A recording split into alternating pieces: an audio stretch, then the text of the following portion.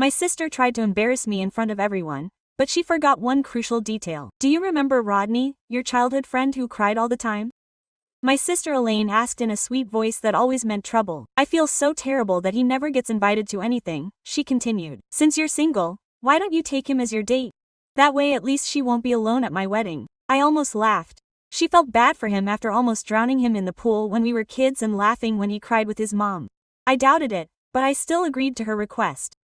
Rodney was always a nice guy, even though he would hide behind me when he was teased and cry all the time. But I didn't realize my sister Elaine had something else in mind until she forgot to hang up the call properly. I heard her laughing again with a friend on her laptop. My sister is actually taking Rodney. Can you believe it? I told her to take him out of kindness and she actually believed it. Wait until everyone sees her walk in with that whiny loser. They'll see how desperate and pathetic her love life is compared to mine. My eyes widened. I had fallen right into her trap, and if I backed out now, I was sure she would turn it around and make me look petty and jealous. So I tracked Rodney down through old school contacts and immediately told him everything, figuring it would at least save one of us some embarrassment. When I called him, he sounded genuinely surprised but still agreed to come. I appreciate you caring about me, but I'm not letting you go through this alone. Besides, I haven't been to a wedding in years, he said. This could be fun. On the day of the wedding, I had prepared for disaster. I had even practiced witty comebacks for when people would make fun of Rodney. Then the doorbell rang. I answered it expecting to see the same scrawny guy with thick glasses and chronic allergies. Instead, I was face to face with a guy who looked like Henry Cavill from 188 Mech in a perfectly tailored suit. Hey, I'm looking for Rodney, I said nervously, shifting. Yeah, it's me, ready to go, the handsome guy replied. My brain couldn't process what I was seeing. This wasn't Rodney. Sure, everyone's had a little change since high school, but nothing like this. Shut up, you're not crybaby Rodney. He smirked. Well, I'm not a crybaby anymore, but if it helps, the suit makes me look a little different. But it wasn't the suit. Even when we entered the wedding hall, every head turned. A few jaws dropped so low they nearly hit the carpet. My sister's fake sweet greeting died on her lips. Rodney. Her eyes widened. Hey, Elaine, it's been years. Thanks for inviting me to your wedding. No one could concentrate on the ceremony. Not with the tall, handsome guy sitting near the aisle, completely stealing the show. My sister looked furious. She tried to revive her plan during the reception, loudly telling her bridesmaids how Rodney used to cry during gym class, but Rodney was ready.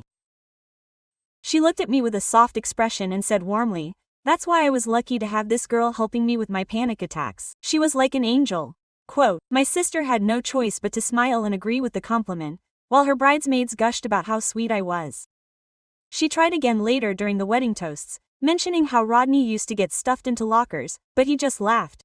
And now I barely fit in one, she said, pointing to his muscles. All the girls nearby fainted. Then she pulled out her final card. She mentioned his weird anime drawings and how she probably still thought of him as a nerd, but her new husband's face lit up.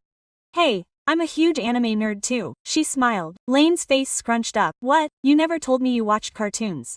Quote, Rodney and I laughed on the sidelines watching them have their first fight as newlyweds. Things only got worse when my mother brought Eileen aside and spoke excitedly about Rodney, asking, "Why didn't you tell me your sister was dating someone so successful?" And during the first dance, no one paid any attention to the bride and groom. Everyone's eyes were on Rodney as he danced with me. Ella finally snapped and cornered me in the bathroom. Okay, let go. Where did you find this actor? This isn't the real Rodney.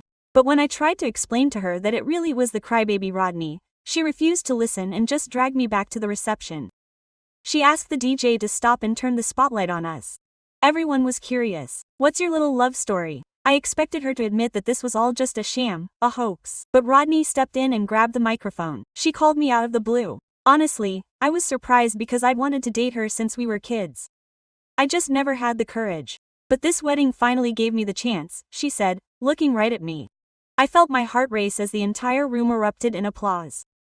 She couldn't help but laugh in disbelief that her evil plan had become the ultimate matchmaker. But the real shock came the next morning. Ella sent me a photo, a yearbook photo of Rodney from his high school. The person in the photo was completely different from the man who had been my date. Completely different face, different height. Interesting choice of date, she wrote. I wonder what happened to the real Rodney. I turned to look at the man still sleeping in my bed. If you're not Rodney, who are you? And what happened to Rodney? He gave me that evil grin. My whole body went cold looking at that grin. My phone was still vibrating on the nightstand, but I couldn't tear my eyes away from his face. This man in my bed wasn't Rodney, never had been. My hand started to shake as I grabbed my phone and saw 3 messages from Elaine with a yearbook photo attached. The boy in that photo looked nothing like the guy sitting on my sheets. Now I forced my voice to stay steady, even though my heart was pounding so loudly I could hear it in my ears. Who are you? What's your real name? He stretched like it was a normal morning and gave me that calm smile that made my skin crawl. My name is Carson. I figured you'd figure it out sooner. He honestly said it as casually as if we were talking about the weather. I stared at him, waiting for more explanation. He sat back against my headboard, looking completely comfortable. I knew Rodney when we were kids. I figured it would be poetic justice to introduce myself as him at your sister's wedding after the way he treated us back then. His explanation sounded rehearsed, like he'd practiced it, but something felt off about it. My brain kept screaming at me to get him out of my apartment right now. I pulled the blanket tighter around me and stood up. You need to leave right now. My voice came out firmer than I intended, but my hands were still shaking. Carson didn't move quickly. He took his time getting out of bed and finding his clothes from last night. The whole time he kept going on about how real our connection had felt. And how I was overreacting to something that didn't really matter. He put his shirt on slowly, like he had all the time in the world. We had fun, didn't we? Does it really matter what name I used? I wanted to yell at him, but I just pointed to my door. Go away now. He finally left, but not without giving me this look, like I was the unreasonable one. The second my door closed, I locked it and double-checked. Then I grabbed my phone and called Maya because I needed someone to tell me I wasn't crazy for feeling scared and violated in that moment. She answered on the second ring and I barely got the words out before I started crying. She told me to stay still and that she would be there in 20 minutes. I sat on my couch staring at my door until I heard her knock. Maya came in with 2 coffees and her laptop already open. She sat down next to me and put her arm around me. Maya listened to the entire story without interruption, taking notes on her laptop, as I told her every detail from the moment Carson showed up at my door until I forced him to leave this morning. When I finished, she closed her laptop and looked right at me. This isn't just some creep lying about his name. This is his identity theft and possibly worse. You need to document everything right now while it's fresh in your mind. We spent the next 2 hours writing a timeline of events with screenshots of every message between Carson and me, wedding photos, and the yearbook photo he'd sent. Maya insisted that I also write down how I felt at each point in the story, because that would matter if I needed a restraining order later on. The idea that this could escalate this far made me feel sick, but I knew she was right. After Maya left, I sat alone in my apartment feeling completely stupid. How had I not realized it wasn't Rodney? I went through every conversation we'd had leading up to the wedding looking for clues I'd missed.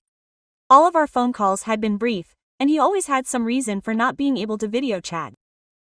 He said his camera was broken or that I was in a place with bad reception or that I was at work and couldn't talk much. I realized now that every excuse was a red flag that I had ignored because I was too focused on annoying my sister. The next day I called the local police station and asked about filing a report. The officer on the phone sounded bored when I explained the situation. So he lied about his name, but you went to a wedding together. He asked as if that made it any less serious. Yes, but I didn't realize he was lying until later. I tried to explain. Did he physically hurt you? Didn't he steal something from you? No. Then there's really nothing we can do, ma'am. Lying about your name isn't technically a crime, unless it's fraud or identity theft. I thanked him and hung up, feeling even more helpless than before. That night, Carson started texting me. He wanted to talk and explain everything properly. He said I was making it a bigger deal than it was and that our connection was real, no matter how started. Each message made me feel more uncomfortable. I didn't respond to any of them, but I didn't block his number either because Maya had said we needed to save any evidence of unwanted contact. Carson sent 23 messages that night, ranging from apologetic to angry to blaming me for outing him without giving him a chance to properly explain himself. A week later, Elaine called me. At first I thought she was calling to apologize or at least acknowledge her part in this nightmare, but I was wrong. So, are you going to tell me the truth about your fake boyfriend? She demanded. I looked him up online and there's no Rodney that looks like that in our old school records.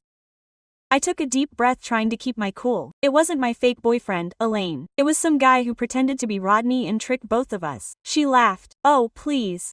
You obviously hired him to make me look bad at my own wedding. Now Mom keeps asking about your successful boyfriend and I have to explain that it was all fake. The conversation got uglier. From there I told her about finding out Carson had lied, about feeling violated and scared, and about his constant harassment. I expected at least a little empathy, but Elaine just kept making it about her and how it ruined her perfect wedding.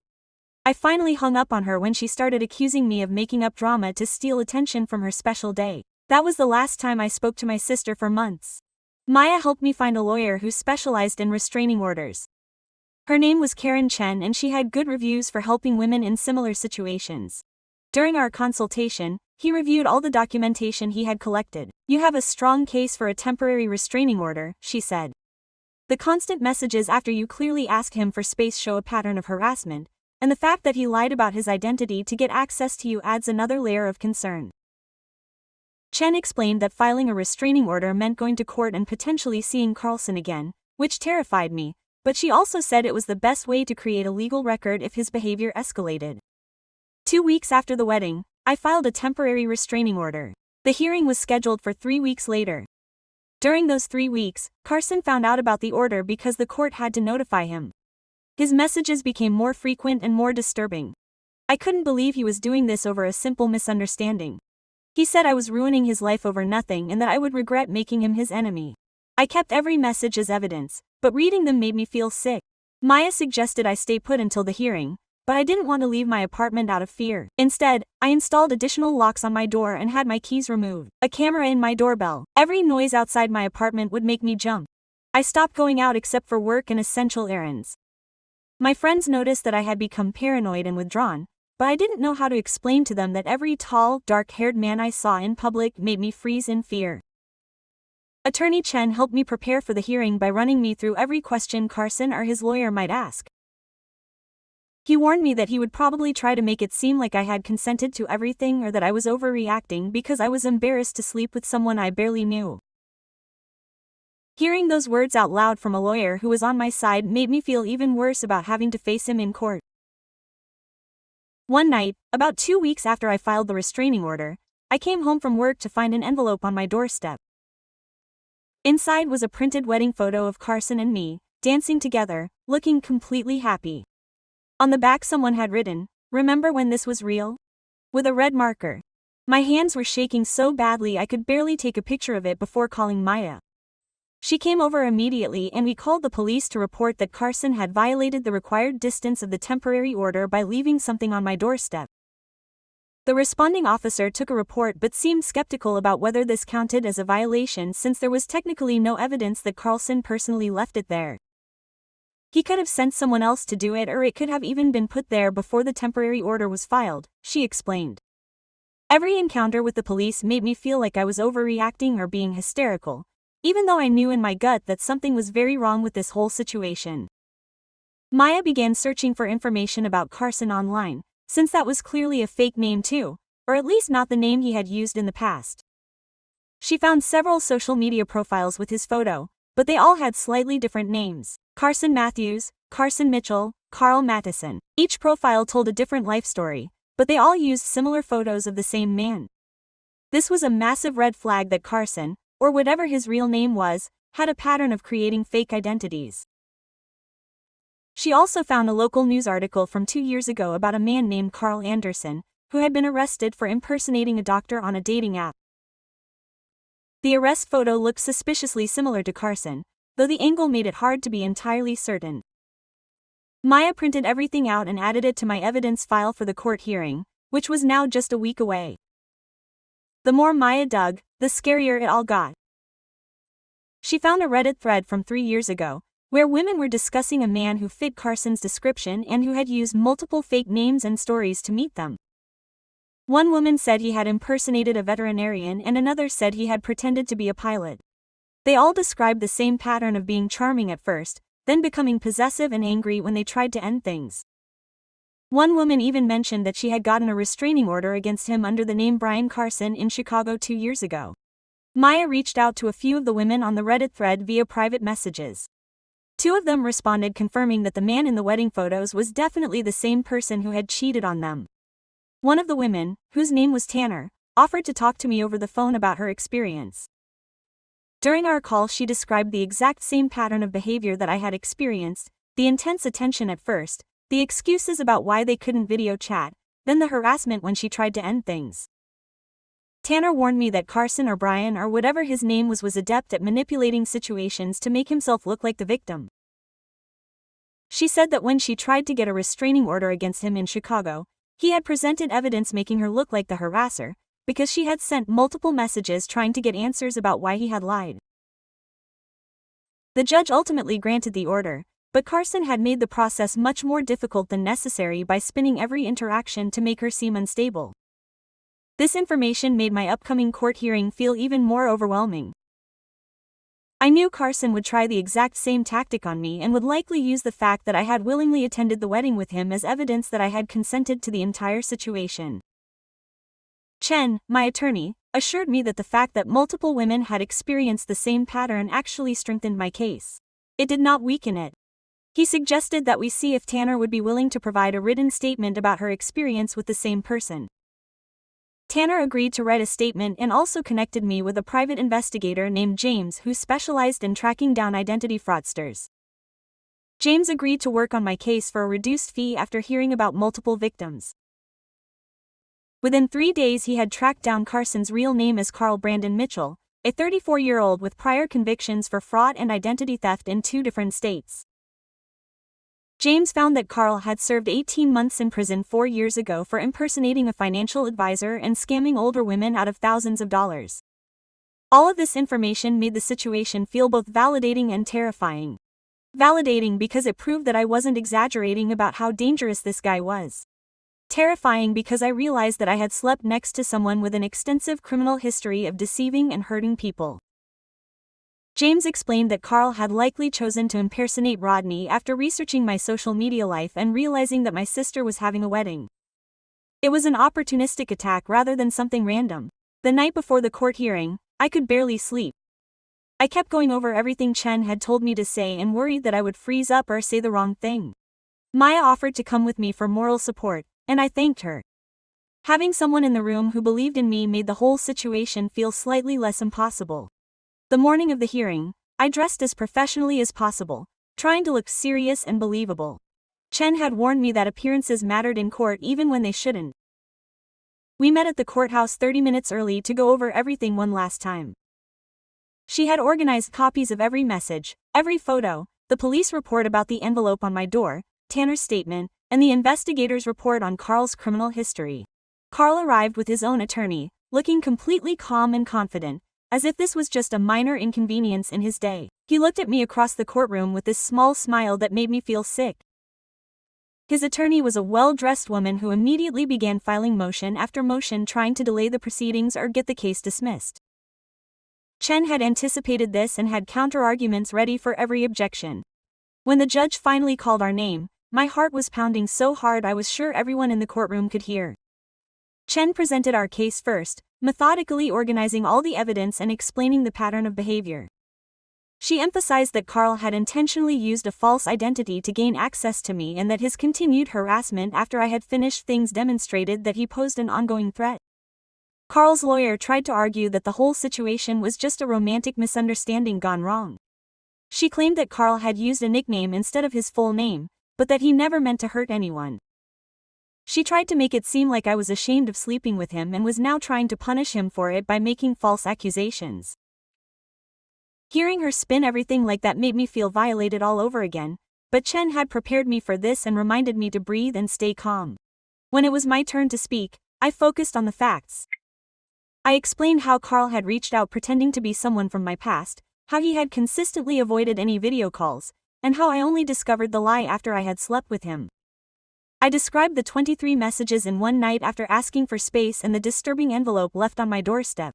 I kept my voice steady, even though I wanted to cry, as I told the judge exactly how this whole situation had left me feeling violated and scared in my own apartment. The judge asked questions about the timeline of events and my attempts to end contact with Carl. Chen provided copies of all the messages where I had clearly stated that Carl should stop contacting me. The judge also asked about Carl's prior criminal convictions, and Carl's attorney attempted to argue that those were irrelevant to this case, but Chen explained that they established a pattern of behavior that made it credible that Carl posed an ongoing threat. After approximately 40 minutes of testimony and arguments, the judge granted a temporary restraining order valid for 1 year. Carl was prohibited from contacting me in any way, coming near my apartment or place of work, or attempting to contact any of my friends or family on my behalf. If he violated any of these terms, he would face criminal charges and possible prison time. Hearing the judge speak those words made me feel validated in a way I hadn't felt since this all began. Walking out of the courthouse felt like the first real step toward getting my life back, but Chen warned me that a restraining order was just a piece of paper and that I needed to continue to be cautious about my safety. Suggested that I change my phone number, vary my daily routine, and consider taking a self-defense course. All of these suggestions made me realize how permanently altered this situation had become, how I needed to navigate the world. Maya had been waiting outside the courtroom and hugged me when I told her we had won. We went for coffee afterward, and for the first time in weeks I felt like I could breathe properly, but that sense of relief didn't last long. That night I started getting calls from blocked numbers. No one spoke when I answered, they would just hang up after a few seconds. I couldn't prove it was Carl, but I knew in my gut it was him testing the boundaries of the restraining order. I reported the calls to the police, but since they were from blocked numbers, there was no way to trace them back to Carl directly. The officer suggested I change my phone number, which I did the next day. For about a week after that, things were quiet. I started to feel hopeful that maybe Carl had finally moved on to bother someone else, but then I found an unfamiliar car parked on the street in front of my building for 3 nights in a row. The first night I thought it was just a coincidence. The second night I took a picture of the license plate and noticed the car was parked in the exact same spot. The third night I called the police to report suspicious activity. When they arrived, the car was gone. The officer filed a report but basically said there was nothing they could do about a car parked on a public street unless I could prove it was Carl in the car or that he posed a direct threat. That helplessness of knowing that someone was probably stalking me but not being able to prove anything was maddening. I started documenting everything in a journal with timestamps, what time I saw the car, pictures of the license plate, any other details I could notice.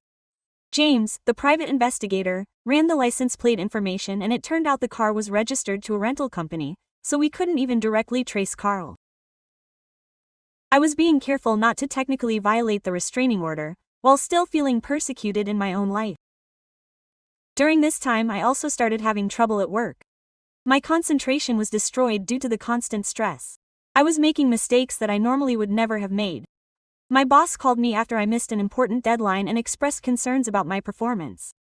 I didn't want to get into the whole Carl situation because I was embarrassed by how the whole situation made me look naive or stupid.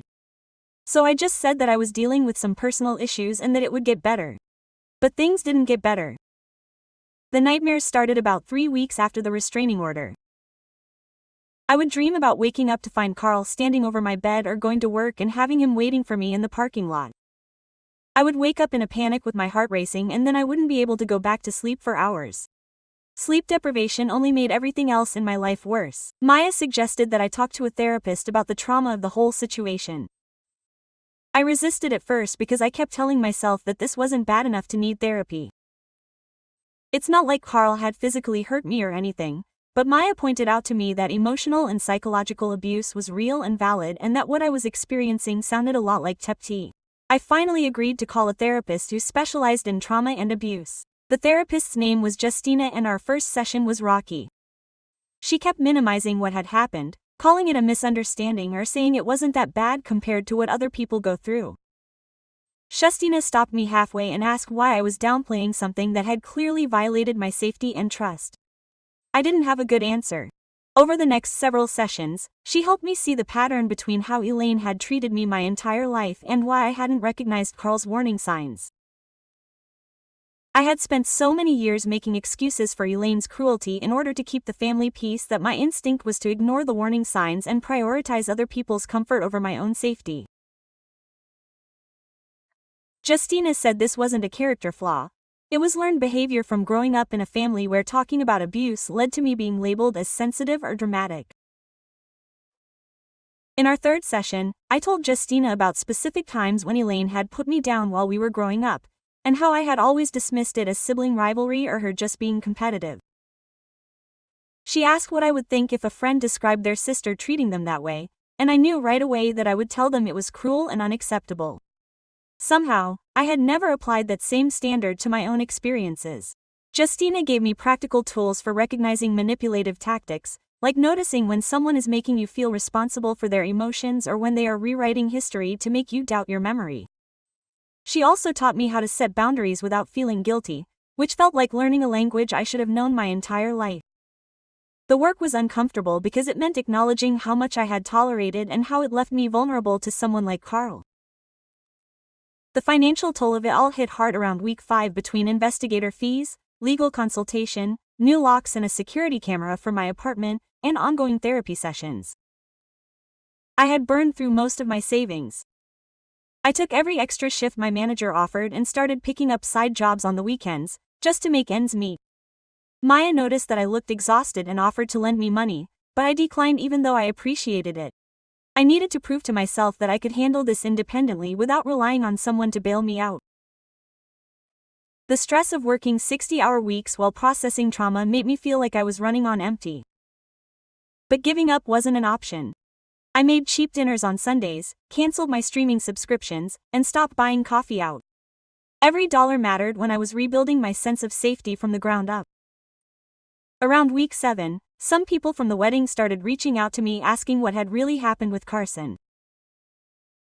I had mostly stayed off social media, but apparently Carson had been posting vague things about crazy exes and how some people can't handle a genuine connection.